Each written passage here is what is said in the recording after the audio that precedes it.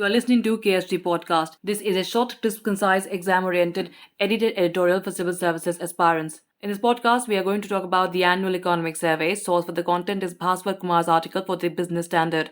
The country's first economic survey was released in 1950 to 1951, and for the next 14 years, it was presented with the union budget. The trend was discontinued in 1964, and since then, the economic survey has been preceding the budget. It is now released a day before the budget. The economic survey sets the context for the union budget. It offers a glimpse into the trends in various sectors like agricultural, industrial production, infrastructure, employment, money supply, prices, imports, exports. The survey traditionally serves three purposes. First, it reviews the developments in the economy over the previous 12 months. Second, it summarizes the performance of major development programs. And third, it highlights the policy initiatives of the government. The Chief Economic Advisor is the principal author of the economic survey. It was later approved by the Union Finance Minister. Since Arvind Subramaniam took over as Chief Economic Advisor, it became a two-volume report. This practice was continued by his successor, K.V. Subramanian.